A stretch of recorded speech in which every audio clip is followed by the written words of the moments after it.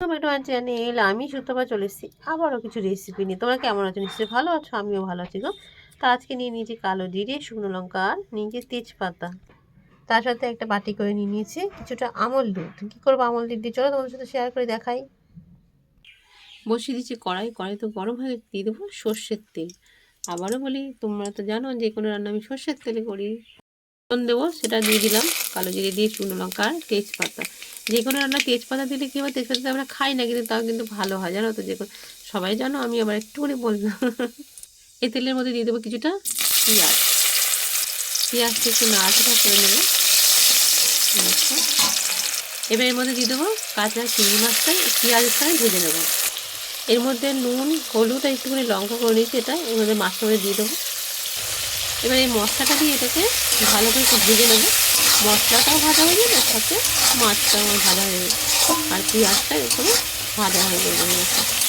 দেখো কি সুন্দর সুন্দর একটা গন্ধ বেরিয়েছে। রান্নাটা হয়ে যাওয়ার পরে আরও সুন্দর গন্ধ বেরোবে, জানো তো।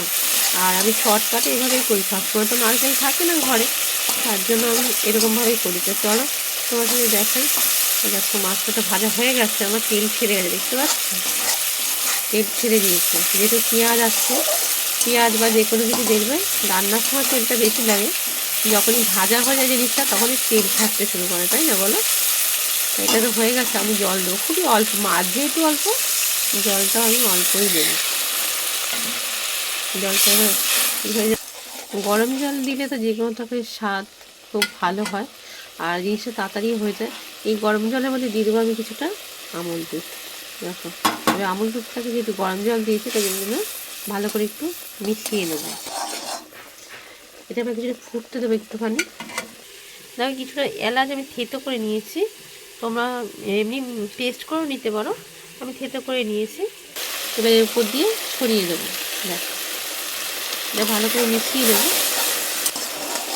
এই গোটা গরম মানে এলাচটা গুঁড়ো করে দেওয়ার জন্য এর টেস্ট যেমন ভালো হয়ে যায় আর এর গন্ধটাও কিন্তু অসাধারণ হয়। কালারটা দেখতে খুব সুন্দর হয়েছে। দেখো চলো হয়ে যাবে, তো গ্যাসে তোমাদের নামিয়ে নিয়ে দেখাচ্ছি কীরকম হয়েছে, তোমার সঙ্গে থাকো।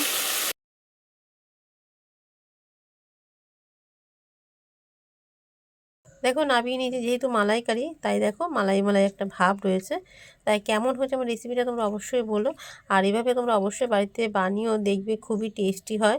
আর এটা দিয়ে কিন্তু এক থালা ভাত খাওয়া হয়, জানো তো। আর আমার বকবক তোমাদের কেমন লাগে সেটাও তোমরা কমেন্ট করে বলো।